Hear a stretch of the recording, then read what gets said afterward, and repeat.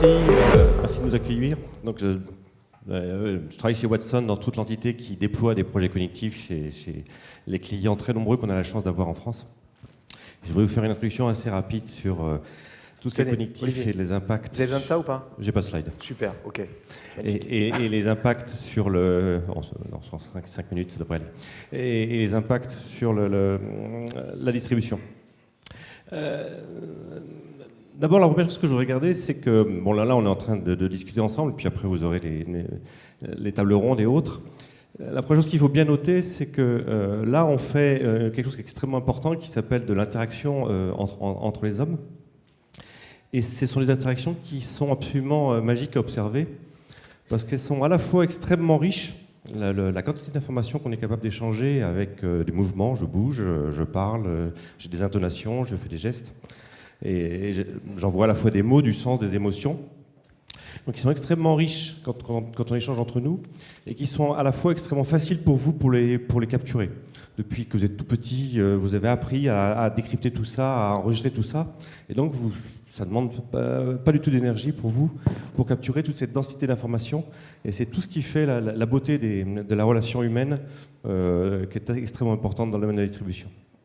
Si on compare ça avec les échanges entre l'homme et la machine, il suffit d'imaginer que tout ça, on essaye d'en faire une apps mobile par exemple, et on voit vite que malgré tout le savoir-faire qui a été développé ces dernières années en termes du UI, du X, on n'a pas du tout cette même à la fois richesse d'informations qui s'échangent et facilité pour les mettre et la capturer. Et donc aujourd'hui, il y a un fossé considérable entre les échanges humains et les échanges avec la machine. Et ça, c'est extrêmement important de l'observer, surtout quand on pense au cognitif. Quel rapport avec le cognitif dans tout ça? Alors déjà, dans le cognitif, on a deux grandes parties. Je vais faire une analogie comme si c'était deux frères. Dans le cognitif, on a historiquement le frère aîné, celui qui est le plus mature, celui qui est arrivé le plus facilement dans les applications. Lui, c'est celui qui est fort en maths. C'est celui qui est capable de lire des fichiers avec des centaines de lignes et des millions, enfin des centaines de colonnes et des millions de lignes, et qui est capable, en prenant toutes les historiques d'achat des consommateurs, un peu de météo, un peu d'événements, de prédire assez précisément quels seront les achats du lendemain dans les magasins. Donc là, c'est le fort en maths. Donc c'est toute la partie machine learning qui va être capable de faire ce genre de prédiction. Et celui-là, donc, qui gravite autour de tout ce qui est analytics, tout ce qui est big data, tout ce qui est IoT, tout ce qui est data scientist. Lui a déjà des applications extrêmement concrètes dans vos domaines. Tout ce qui est optimisation de supply chain, prédiction de différentes choses variées. Et lui, son avenir est à peu près certain. Il y a énormément de données, les données sont de plus en plus nombreuses, les prédictions vont être de plus en plus fiables. Celui-là, appelons-le le cognitif analytique. Et puis, il y a son petit frère. J'ai essayé en fait que ce soit une sœur, mais je n'ai pas trouvé d'adjectif féminin, tant pis, ce sera deux frères. Celui-là, c'est littéraire. Beaucoup plus jeune. Celui-là, il sait bien manipuler des phrases. Celui-là, il sait reconnaître des photos. Celui-là, il sait même interpréter des sentiments qu'il perçoit soit sur des visages, soit en écoutant des conversations, des échanges oraux ou écrits. Il sait même commencer à comprendre les personnalités humaines et comment interagir avec elles. Donc là, on est dans le monde du robot, du chatbot, des personas. Et donc là, on est dans vraiment la partie qu'on va appeler le cognitif relationnel, celui dont la mission à terme est d'apporter une richesse d'interaction entre l'homme et la machine qui ressemble autant que faire se peut des interactions entre les humains, de manière à avoir à la fois cette facilité et cette densité d'interaction. Et celui-là, je vous donnerai à la fin un exemple extrêmement concret de ce qu'on peut en faire, mais celui-là, il a une route plus longue à faire, qui fait plus peur. Celui-là fait plus peur que l'autre, d'ailleurs. C'est le monde des robots, c'est le monde de tout ça. C'est celui qui est plus effrayant aussi, parfois. Et pourquoi c'est extrêmement important dans la distribution? Bah, là, je ne vais rien vous apprendre, vous êtes beaucoup plus spécialiste que moi en distribution. C'est qu'en distribution, la chaîne de la valeur, c'est ceux qui ont les produits, et plus les produits sont connus et désirés, et plus ils ont de la valeur, et ceux qui ont clients, et plus ils ont des clients fidèles et nombreux, et plus ils ont de la valeur, puis entre les deux, il y a les intermédiaires. Et aujourd'hui, il y a un nouveau phénomène qui est en train d'arriver, vous en parliez juste avant, qui est l'arrivée des plateformes qui viennent, en mettant des dispositifs au domicile même du client, essayer de piquer le client, de devenir l'interlocuteur du client, et qui risquent de pousser le retailer, le distributeur, en tant qu'intermédiaire. Et ça, c'est la chose que tout le monde veut éviter, en tout cas les distributeurs. Et quand on regarde comment ils essayent de le faire, en mettant justement ces dispositifs relationnels, ces enceintes connectées, ces enceintes à qui l'on peut échanger, ils utilisent le cognitif relationnel. Ils n'utilisent pas le cognitif analytique. C'est pourtant, je peux vous dire, ces grandes plateformes-là, en big data, en gestion des données, etc., ce sont les plus forts. Et ça fait des années qu'ils affichent des pages web en disant « vous avez acheté ça, vous devriez aimer ça ». Et ça, c'est des calculs extrêmement importants, avec plein de cognitifs. Mais ce n'est pas assez engageant. Ce n'est pas ça qui fait qu'on prend le client, qu'on parle au client, qu'on gère ses émotions. Et c'est vraiment le cognitif relationnel qui commence à faire cette différence et cette prise de position. Et je pense personnellement que ceux qui demain resteront propriétaires de cette notion de client se seront appropriés cette notion de cognitif relationnel. Alors, pas de manière aussi simple forcément que la boîte dans le salon.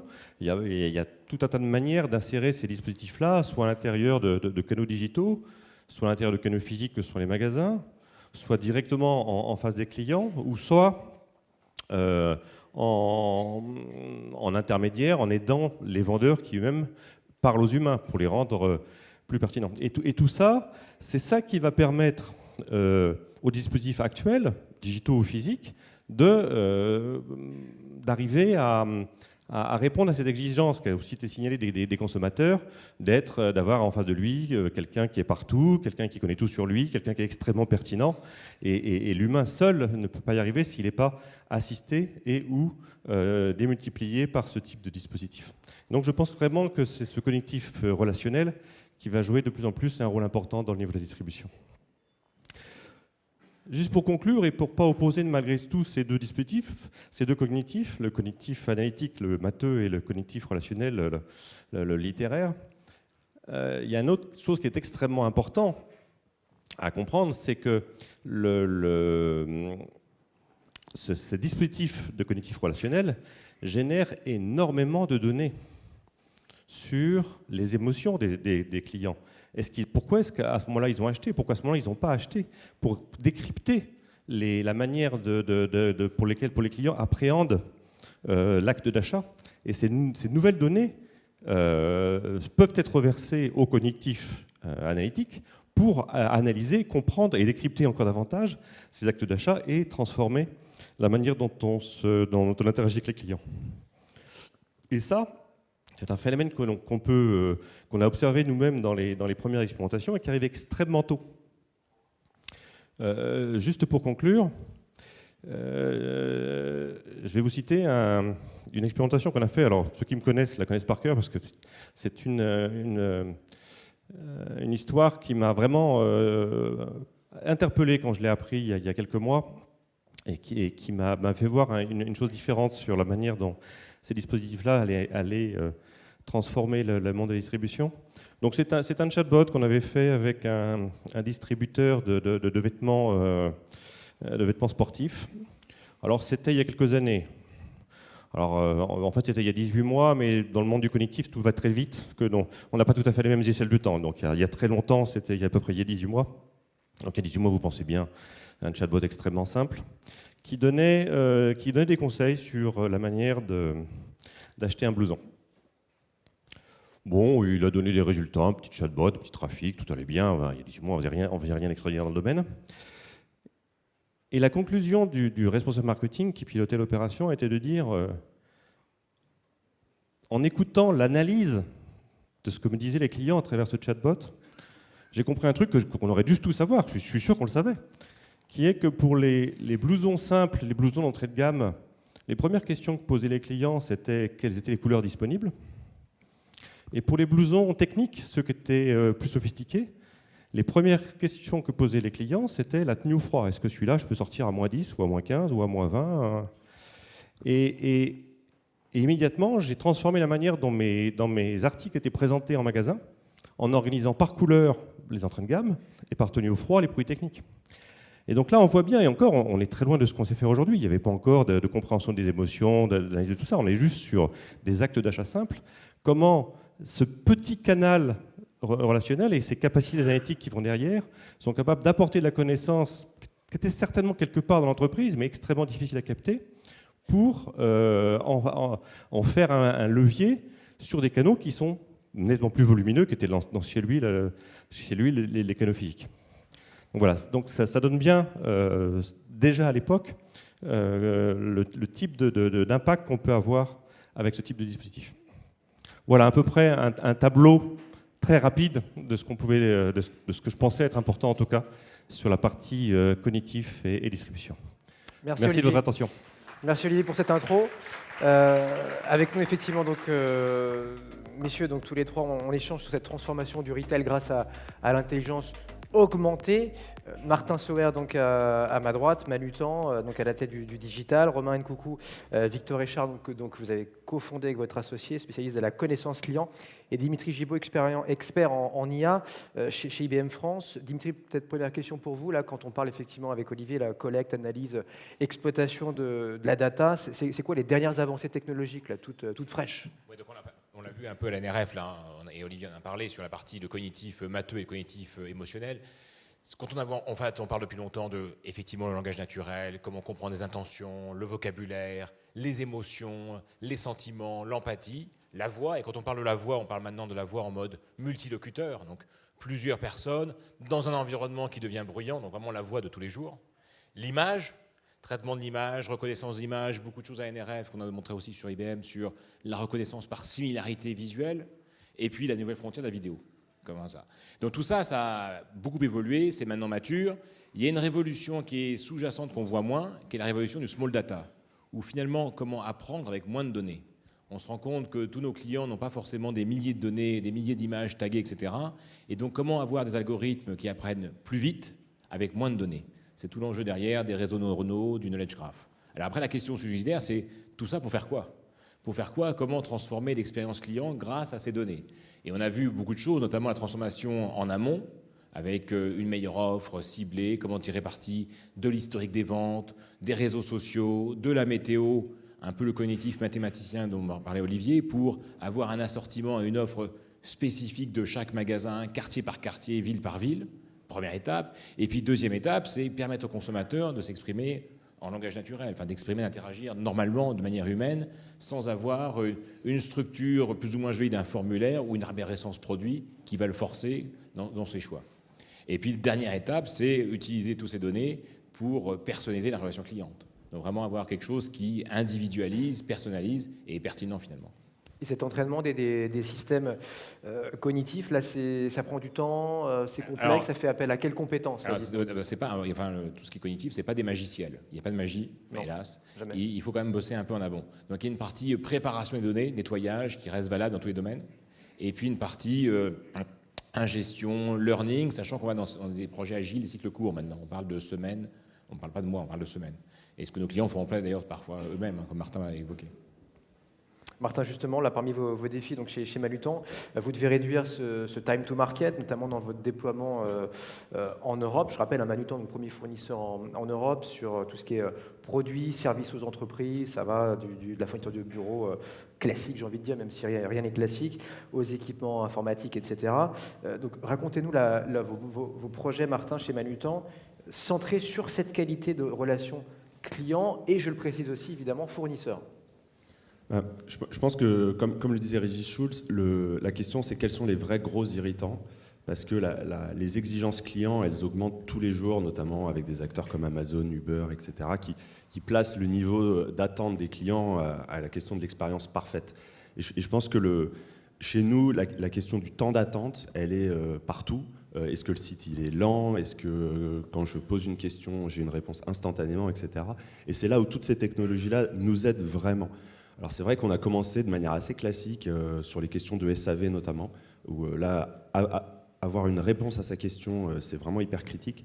On a commencé de manière assez classique à proposer des solutions de self-care, etc., pour donner la réponse assez rapidement.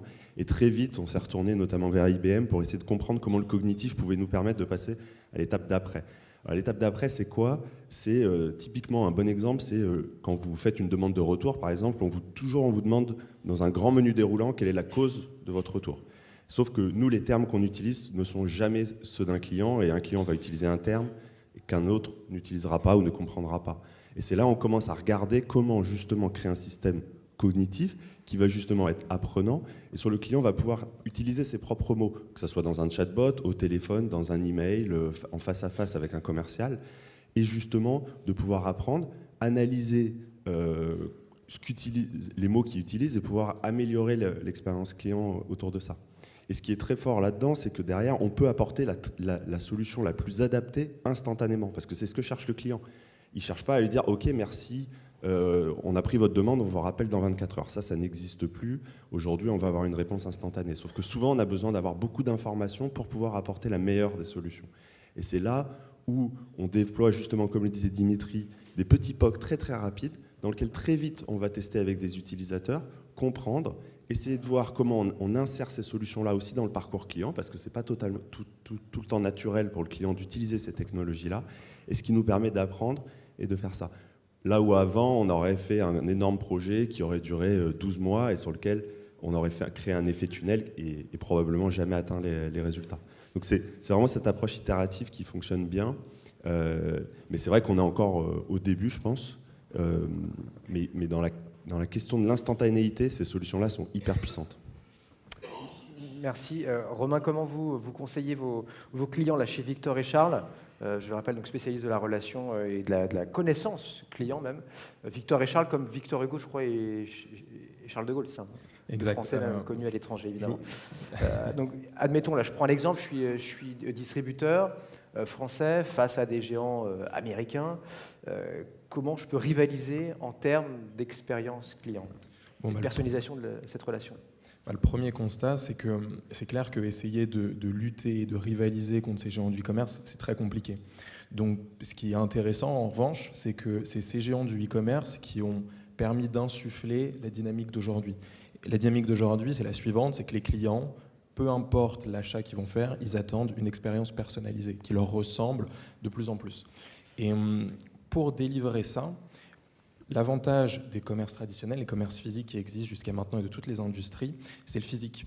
Et ce qu'on a tendance à oublier, c'est qu'il faut plutôt capitaliser sur ça. Et quand je dis capitaliser sur ça, c'est la capacité de toutes ces marques, de tous ces distributeurs qui ont des magasins, de délivrer une meilleure expérience. Donc d'aider les opérationnels, finalement, qui vont être en face du client, d'avoir ce lien émotionnel. Et ce lien émotionnel qui va permettre de driver de la satisfaction parce qu'on me connaît, on me reconnaît, on répond à mes attentes, va permettre finalement de délivrer la meilleure expérience. Et cette personnalisation-là, elle passe par la capitalisation des données qui vont être collectées, mais également par toutes les autres sources de données qu'on peut exploiter aujourd'hui, notamment la donnée publique, qui vont permettre de donner à ces opérationnels une vue très fine de qui est le client, quelles sont ses attentes, pour que lui, derrière, puisse en un minimum de temps délivrer la meilleure expérience. Dimitri, IBM, on le sait, défend la complémentarité homme-machine, hein, c'est vraiment l'un avec l'autre. Quelles compétences, là, il faut mobiliser en 2018 chez son client pour améliorer cette relation? Je dirais c'est au service de tous les... Enfin, c'est notre credo. On parle beaucoup d'AI, non pas d'AI. Donc l'intelligence augmentée, non pas artificielle. Donc pourquoi augmenter? Parce qu'elle va aider tous les participants chez nos acteurs, chez retailers. Je prends quelques exemples. Le merchandiser, l'aider à avoir la meilleure offre par magasin, l'assortiment, etc. La chaîne logistique, avec notamment du Watson Supply Chain Insight, qui va permettre de détecter des incidents, et essayer en mode proactif et résoudre des incidents de chaîne logistique, vraiment très en amont donc, sur ce parcours. Et puis toute la partie pour le marketeur, qui va l'aider à avoir le meilleur offre. Finalement, Watson va être un peu son stagiaire ou son apprenti qui va le conseiller avec les retours. Tu devrais faire telle promo, tel truc, ça va mieux marcher. Alors, Dans le cas du retail spécifique, il y a quand même un point de convergence un peu particulier qui est l'employé en magasin, l'équipier, le vendeur. On a fait beaucoup de projets de tablettes vendeurs où on l'a équipé d'applications plus ou moins sophistiquées de clienteling.